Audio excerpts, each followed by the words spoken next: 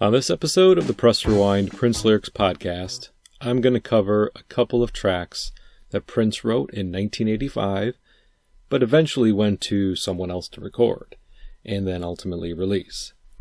Those songs are Neon Telephone and Eternity.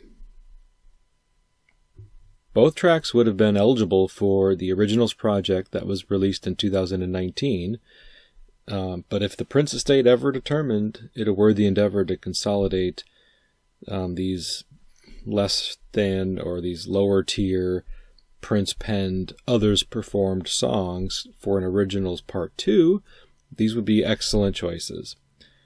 Neither song was a major hit for their respective artists, the 3 O'Clock for Neon Telephone, or Sheena Easton, or I guess Chaka Khan also for Eternity, since both of those singers recorded a version of Eternity for albums released in the late 80s, but so I guess that's probably the main reason why neither song made the cut for an Originals project. They just weren't big enough hits upon their initial release by their, by the artists that ultimately released them and recorded them.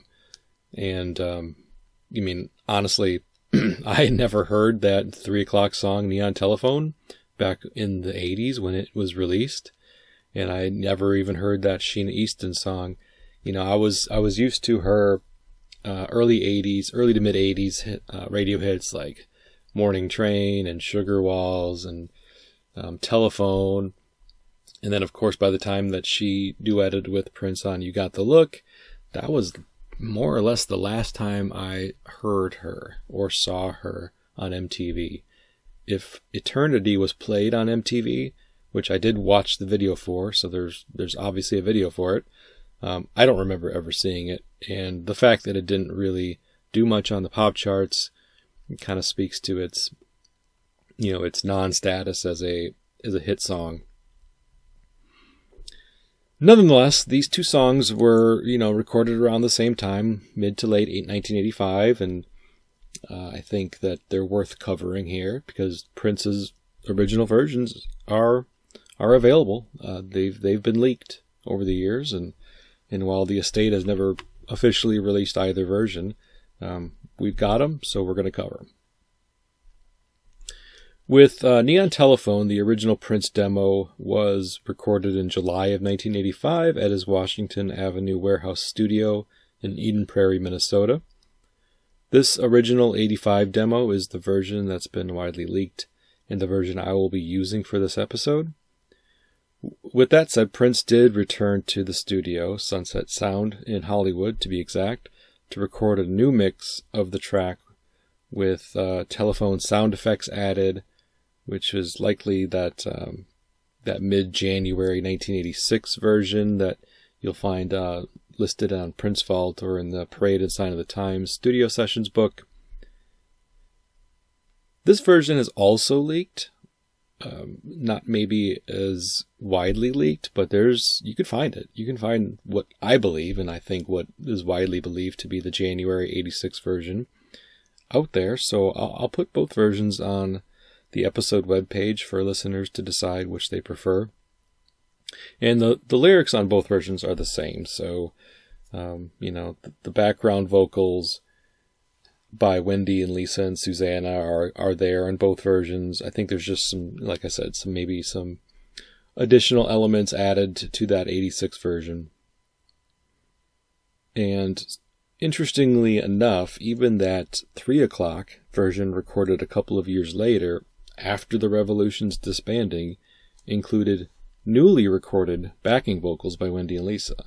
So it wasn't like they took the original backing vocals that they recorded in 86, or 85 technically, and just, added them to the 3 O'Clock version. They actually asked Wendy and Lisa to return to the studio to record new background vocals for their version of Neon Telephone, which would have been recorded around, I don't know, maybe 87 before the release of their album. So pretty cool little tidbit of information there. The title Neon Telephone refers to, I guess, like a day-glow telephone used to make, or in some cases, per the lyrics, not make phone calls between a couple. The title appears to have inspired the neon glowing telephone that Mary Sharon uses in a particular scene in the movie Under the Cherry Moon. When she calls Christopher Tracy, she's like in her bedroom and she gives Christopher a call because she's starting to like him and have feelings for him. And Under the Cherry Moon, of course, was filmed in the fall of 1985 for a 1986 theatrical release. And since this Prince original version of Neon Telephone was recorded in the summer of 85, it feels like Neon Telephone, the song, inspired the movie and not vice versa. So let's go through the lyrics to Neon Telephone. Maybe she'll call me, Neon Telephone. Maybe she won't, and if she don't, Neon Telephone, I'm going to lose my mind. This time I'm going to lose my mind. So some of these lines are sung by Prince. Some of them are sung in the background by Wendy Lisa and Susanna. So in this first verse, the will she, won't she communication thing is going on. The singer's expressing some anticipation and anguish, maybe some frustration over his lover's unwillingness to communicate via telephone at a frequency that he deems acceptable. He seems to be on the edge of his seat waiting for her to call, and it's basically causing him to teeter on the brink of insanity. So not a real healthy response or relationship to, or not a very healthy response to the communication style that is exhibited by his girlfriend, and certainly not, a healthy way to react to a woman's, communication style. Not much more to this verse. I think it's just, again, setting up the stage that this is going to be a song about communication between two lovers, and the mind of the singer, the protagonist. There's a big question mark whether or not she's going to call him, and he's kind of sitting around waiting for her to do so. And it's really driving him, like I said, to the brink of insanity. The second verse, it's kind of dark in here, Neon Telephone. I need a light, it's too bright. I could use a sexy situation that will do my body just right. Tonight I'm going to lose my mind. So here it sheds a bit more light, no pun intended, on the title of the song. The adjective used, neon, I think appears as a metaphor for the light that she shines in his life when she calls him. So it glows, not just, or maybe the glow is more of a figurative glow than a literal glow, I think, even though in the movie it's literally a glowing telephone. But for the concept of this song, I believe just her calling kind of brings, it almost like sheds light on the dark situation that's going on in the singer's head. And at this point, I think we have to kind of imagine the singer sitting in a dark room, dark apartment, dark bedroom, wherever that person is, waiting for her to call, or for his darkness, as I said, a metaphor, to be lightened by this phone call from his lover, from his girlfriend. Now, I think the literal thought of it being a dark room, when he says it's kind of dark in here, but it could be considered literal, like he's sitting in a dark room, or again, a metaphor, he's in a dark place, and the phone call sheds a light. Metaphorically, maybe not so much literally, since I doubt that it's a literal neon telephone.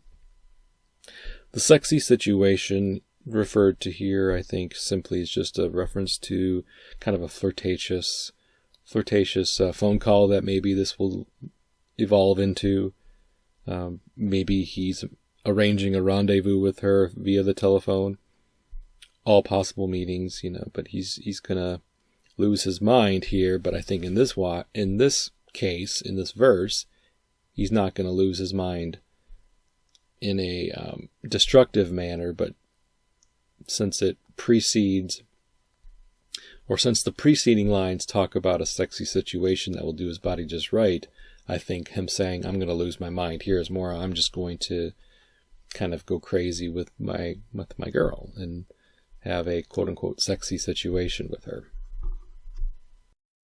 Then we get to the bridge. Here the bridge is, sometimes her pride is like a big tall building. It hides the street that leads to a sweet mystery. Sometimes we blow the chance to be so happy. If we could only make up our minds, we could have such a good time. I think the lyrics here are a little bit confusing. I mean, her pride is big, like a building that hides the street. That one's a little tough for me to parse. And so that's just kind of like a reference to her pride just being big, and he's just using a tall building to make that connection. Again, another metaphor. The sweet mystery that leads to, it hides the street that leads to a sweet mystery. So is the sweet mystery what? The woman with the big tall pride is the sweet mystery? is the mystery their sexual relationship? And later in the bridge, when he suggests that there's a miscommunication issues that prevent them from being together, when he says, if only we can make up our minds, is that a reference to deciding who they actually want to be with? Is there someone else that either she or he in this particular situation, in this case, are also considering for a relationship? And so that's why maybe they don't talk as often as the singer would like to to experience with her. So I don't know, the pride part and leading to a sweet mystery, it does give the impression that she's a little aloof, maybe not quite as forthcoming with her feelings and emotions. Maybe she's not sure of him, and so she doesn't want to act overtly interested, trying to play coy, and her pride is not letting her make the first move, and really she's trying to get him to also initiate, which I can't blame her. I mean, it should always be a two-way street. Communication shouldn't always just be one-sided, where she has to do all of the initiating when they talk. So I guess that's kind of what I take away from the bridge. But the lyrics aren't as clear as some of the other verses are. And as if you notice, there really isn't a chorus. Every once in a while, you'll hear Wendy and Lisa and Susanna sing Neon Telephone in the back during a verse, but there is no chorus. So the next verse is, I know she wants me, neon telephone. I know she cares, I don't care. Tell me what's stopping me, don't get along, from running right over there and running my fingers through your hair. So here in this verse, I think he sounds a bit more confident that she wants to be with him. He says that. I know she wants me. So there's evidence of confidence that she wants him, she wants to be with him, she believes that she's genuine in those feelings. And in the first couple of verses, he seems way more tentative and way more unconfident of whether or not she's even into him. And of course, like early on when he says that he was about to lose his mind if she didn't call, but he's still hesitant to go show her. But he says, tell me what's stopping me from running right over there and running my fingers through your hair. That's a pretty bold thing to do, and I don't think that if he thought she wasn't into it or wasn't into him, he would even, consider that something that she would enjoy or like or find cute. So he has to have enough confidence to do that to a woman. And maybe he's the problem. Maybe he's just being too neurotic. Again, why does he have to sit around and wait for her to call? Is it really her pride that's the problem? Or is it more of him just playing a game with her? I want you to call me, but I also know that you want me, but I'm not going to do it. I'm not going to make the first move, but I also know that you want me. So I'm just going to wait for you to show me and tell me. And I would like to initiate, but because, he says, tell me what's stopping me. Like, why am I doing this? And the thing that I find most interesting about this verse is in the background, you have almost like Wendy, Lisa, and Susanna providing some insight when he says, I know she wants me, I know she cares, and in the background, I don't care. So again, is he the one that's being aloof? Is he saying, I don't really care? Or is that what he perceives she's thinking? I don't care.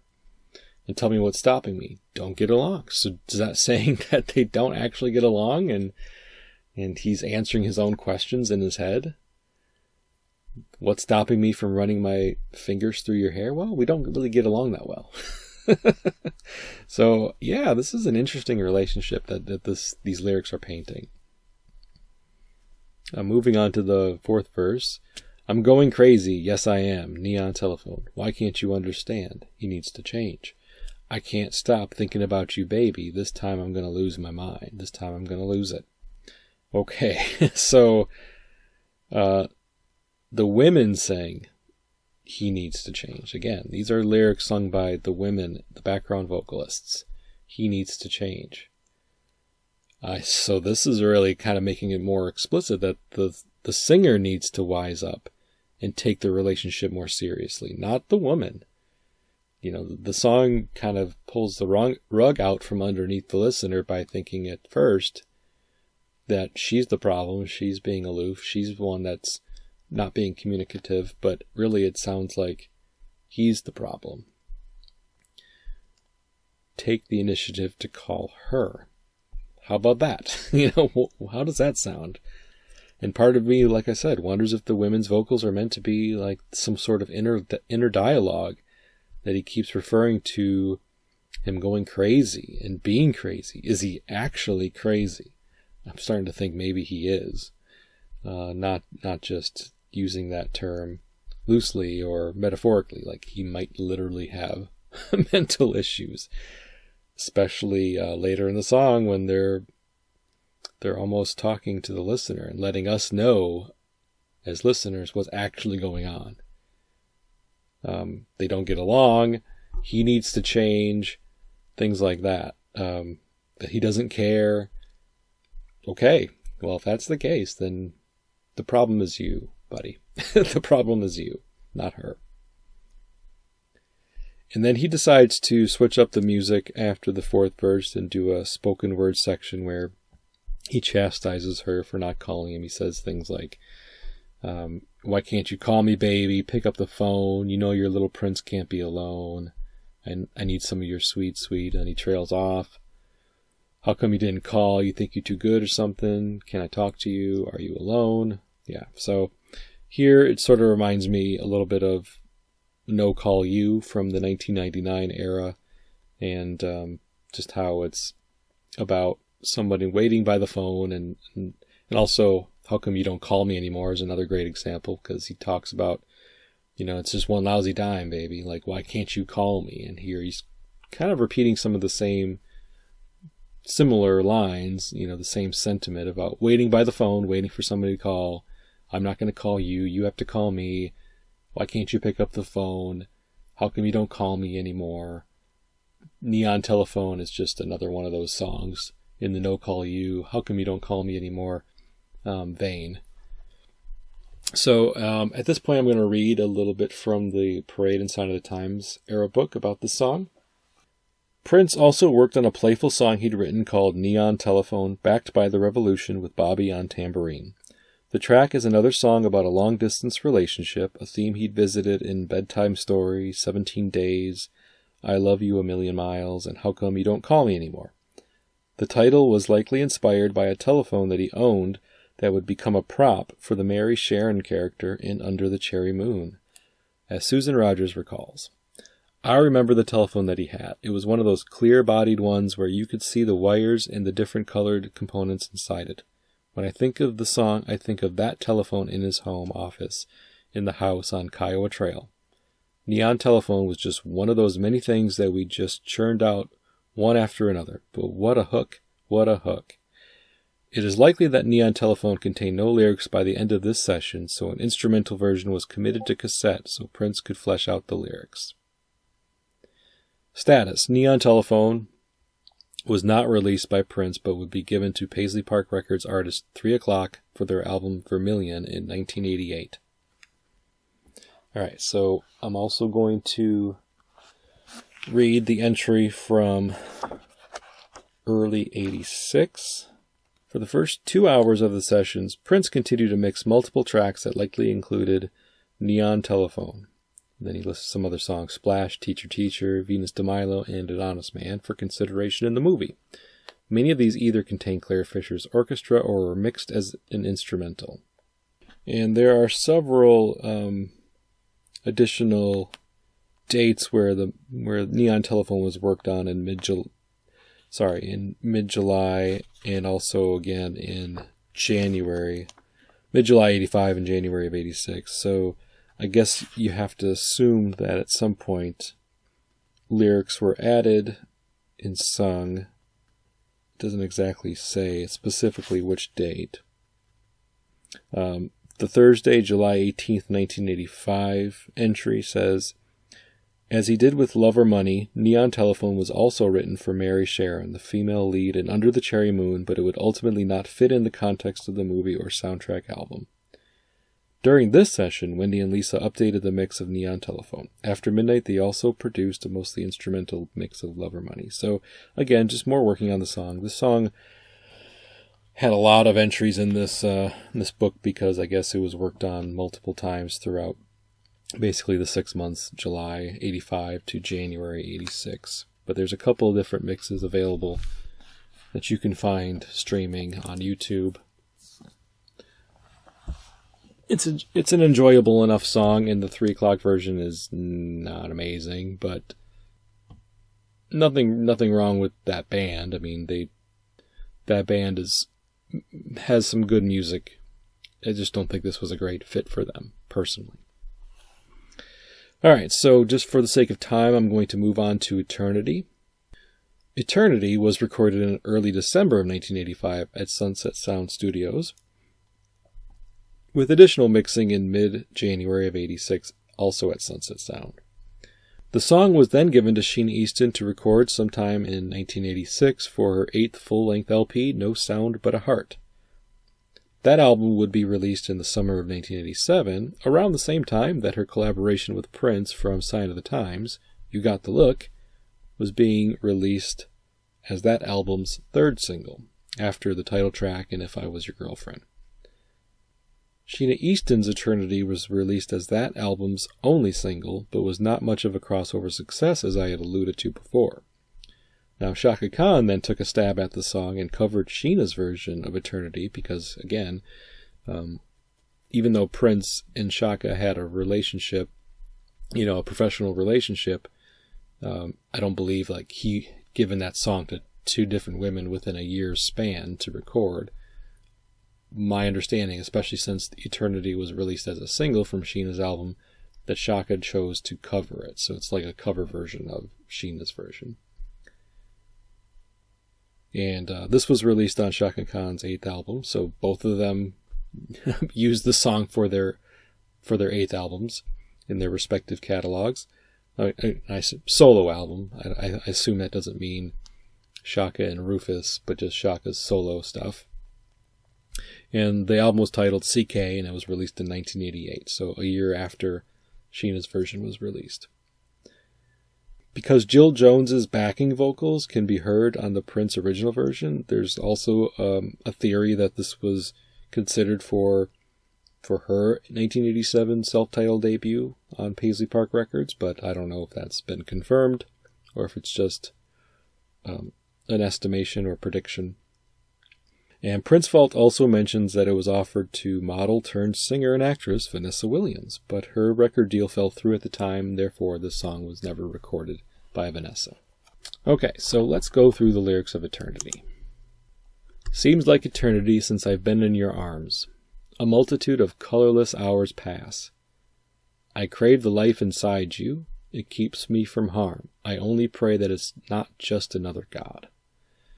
Okay, so I guess the theme of the song that I'm getting from the first verse is that it's a song about two lovers kept apart, that life without her is colorless and drab, i.e. the life inside you, and possibly referring to the fact that she's very free-spirited and enjoys life to the fullest, or I guess at minimum helps him see how good life can be when they're together, because clearly he believes that she brings color into his life. The line, only pray that it's not just another God. It's an interesting line, maybe referring to something he has been, something that he has to believe in but can't see or touch, like God. Like God is a faith-based relationship versus a physical relationship. Maybe he's referring to something he doesn't have to give up, i.e. his faith in God, in order to be with her. He's hoping that he can maybe have both, be able to balance his faith and his relationship with God and this woman. Or could this just be a reference to another song with deeper meaning, where there's like a double meaning in this case, where love is God? The song written in 85, kind of during that period where Prince was really expressing a lot of his inner faith on record through songs like For the Tears in Your Eyes, many of the songs on Around the World in a Day, which were written and recorded a year prior, what he would be doing soon with some of his songs like The Cross and songs for Lovesexy. So he wasn't afraid to make references to God and to refer to love and God being one and the same. So I guess one could interpret this song to have that kind of double meaning. Is this a song about a physical relationship with a woman, or is this song about his relationship with God, or is it both? The chorus is, eternity, I want to be with you for all eternity. Darling, you'll be the only one for me, together for eternity. So again, if you're looking at this song as a relationship-based, like a human relationship-based song, it seems pretty straightforward. He wants to be with her forever. It's like a declaration of commitment and devotion. But if it's the double meaning that we're talking about, a declaration of unyielding, unwavering faith, it also works. The belief, of course, is if you have an unwavering, unyielding faith in God, that you will be with God for eternity as well, during life and afterlife. So, again, could mean both depending on your perspective and depending on how you want to interpret the lyrics. The second verse, I long to touch your warm, and then he trails off, the world out there so cold, in a world so cold. Whenever I don't know, but I want you all the time. You are the beginning, middle, and end to every story told. You are the science of my mind. So yeah, the trailing off a couple times here jumps out at me. I long to touch your warm... what? Whenever I don't know, like whenever we butt. So it sounds like he might be getting a bit sexual in his lyric writing, or maybe getting a little more explicit. I long to touch your warm, body. What body part in particular? Whenever we make love, have sex, kiss, touch, hug. I don't know, because he says, I don't know, but I just want you all the time. So it's almost like he's holding himself back from getting too explicit and overt in maybe a sexual manner for this particular song. And then the additional lyrics towards the end of the verse seem to raise this person or entity up to a much higher standard than a normal human being. You're the beginning, the middle, and the end to every story told. Maybe a reference to the Bible stories. And if it is a God reference, yeah, God is in the beginning, middle, and end of every story told in the Bible, so that would make sense. But could it also just be, again, another person, a woman that he's referring to, and and she's all encompassing in this person's life. So all of his stories, from beginning, middle, and end, all circle back to her for some reason at some point. And then the "you are the science of my mind." Again, if you're referencing God here, why does my brain work? Who created me, and why is my brain the way it is? Is it because of human interaction, or is it because of a higher power that created all life, including the complexities of my brain functions? Good questions. I'm kind of leaving it open-ended because I don't think there's one right way to interpret the song. After that second verse, we just get another repeat of the chorus. "Eternity, I want to be with you for all eternity. Oh, darling, you'll be the only one for me, together for eternity." And then we have the bridge. "And it seems like a year away that you and I were making love. I should take life day to day, but all my dreams are made of, all my dreams are made of." So now it's kind of back to referring to a physical relationship, like in verse 1, the whole making love. You don't make love to God. Sorry, you just don't. It's just, I've never heard anybody refer to their relationship to God in that way. So unless it is, again, a metaphor, but that seems like a cop-out. I feel like in this verse, even if you interpret the song to be a declaration of faith, and desire to be with God for all eternity, the bridge gives you a chance to interpret it a different way. And the line, "I should take life day to day," kind of implies that maybe they're apart, this person that he's referring to, and I guess if he's referring to God, he's just saying, I just have to keep the faith. I just have to keep my faith in God every single day and just keep plugging away at life. Maybe that's not a great way to think of living life, is just plugging away at it. But he refers to time. It seems like a year away. I should take life day to day.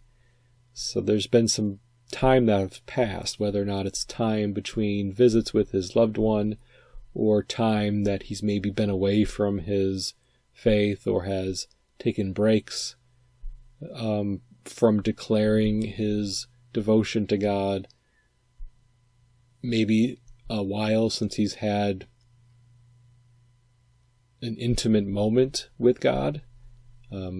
Intimate moments don't always have to be sexual. It can be just a real revelatory experience, just alone, through praying, through just through interactions with other people. And if Prince is using love and God and love to be synonymous, then the idea that it's been a while since he's been with this person who helps bring him closer to God means that during that period of darkness where they've not been together, he's lost both his physical relationship with the person he loves and also his faith-based relationship with God. And it's been too long since he's had both. And so he's trying to take day to day. But even during this break, or even during this dark period, the time that he's referring to here, a year and day to day, he still dreams of being with her, it, them. At least that's how I kind of interpret it. And then we get a couple repeats of the chorus again. I'm not going to repeat those or read those out loud. So there's not much more in terms of lyrics, but I will mention that the music video for Sheena Easton's version takes place in a church. So there's that. Plenty of religious imagery to coincide with the romantic aspects that are presented in the music video. And of course Prince had nothing to do with the music video, but if Prince gave this song to Sheena, and maybe not, but maybe he gave his interpretation or gave her some clues as to what the song might be meant or might mean to him as the author, or she or the director, I don't know how much input she had in the creative vision for this video, but somebody who was in part of creating the video either interpreted this song the same way or was given some cliff notes on maybe what are some of the themes that should be extracted from these lyrics. And that's at least my opinion. So I'm going to now read the entries for Eternity from the Parade and Sign of the Times book. So an entry from Sunday, December 8th, 1985. For the first time since the summer, Prince returned to Sunset Sound and once again began working exclusively in Studio 3. Most of the stuff I did was in 3, recalls his engineer Coke Johnson. Studio 2 had the bigger recording space, but 3 was where Prince would set up because he would have them move a king-size bed out into the recording space. Some of his crew would come in there and decorate the whole studio with candles and purple sashes hanging around and scarves. The temperature had to be right, the lighting had to be right, it had to just be the ultimate cool recording space. Candles and drapes, tapestries, he just vibe it up because studios can be pretty dry when you first walk in and put on the bright lights. So it was important, explained Lisa. You put a bed in there or something. There'd always be a place to lie down and either just write or hang out. There was always a vibe to his music, and there was something going on behind it. It wasn't just a song. It was three-dimensional, and there was like, what is he doing in there? It was like you could imagine him doing things while he's singing. There was just a feeling and an air that there was something going on, and usually because there was. Prince spent the shift working on a sparse keyboard heavy track called Eternity. He was singing with this falsetto type thing because he was fishing it for a girl to sing, according to Coke. He was up the octave. When the mix was completed, the falsetto take of his voice was hidden in the mix. The song would be offered to Sheena Easton, who had a top 10 hit with Prince's Sugar Walls the previous year from her A Private Heaven album. Her current work was being produced by David Leonard, who was married to engineer Peggy Leonard. He'd also engineered multiple songs for Prince. I chose David to produce this because I wanted a new approach, really fresh and different. I didn't want to go to a producer who's already evolved a very definite style. When you have material from a genius like Prince, his material is different to begin with. He writes material such that it would be a shame and a crime to have it treated in a stock manner. So I think it deserved the time and attention and the care and the effort to take the risks we did, said Sheena Easton. The track would be a basic song using drums and Mirage keyboard, guitar, and a few vocal tracks.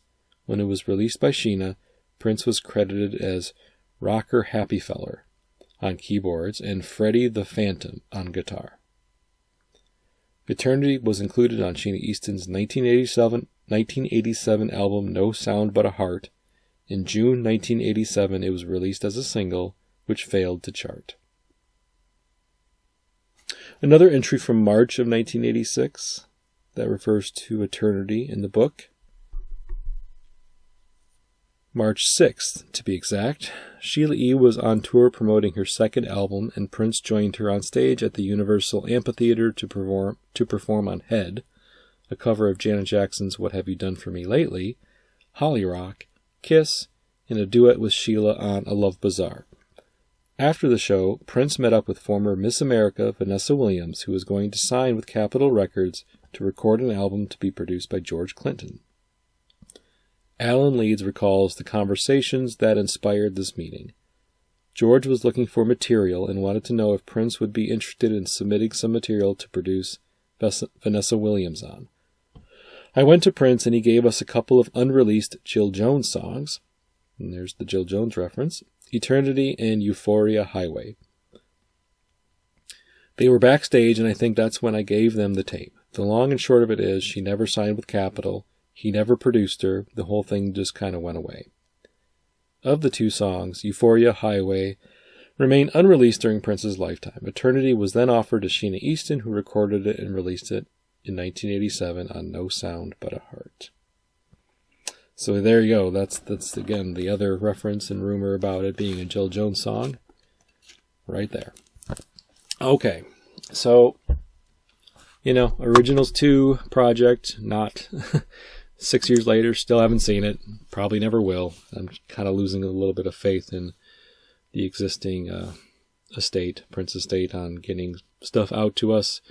It's already been almost 2 years since the Diamonds and Pearls Super Deluxe, which was great, but we know there's so much more, so it's just kind of hard to stomach. But, stuff is leaked, and we've got boots. We've got boots, and that's just going to be how it is until someone somewhere decides that these songs are worthy of cleaning up and remastering and shedding light on. So what do you guys think about Neon Telephone and Eternity? Either Prince's versions or the versions officially released. Do you have a preference? I know most people would say, Prince's version. But sometimes that's not the case. It's not a guarantee that Prince's version is the preferred version of some of these songs. But I think in this case, probably. Probably. Definitely for Neon Telephone. And it's fair because 2 other female artists recorded Eternity besides Prince, so if you're a big Sheena Easton or Shaka Khan fan, maybe you like their versions and their takes on the song better. Alright, so that'll do it for this episode of the Press Rewind Prince Lyrics podcast. I've been your host, Jason Brenninger. You can find the show at pressrewind.net, and until next time, thank you very much, and goodbye.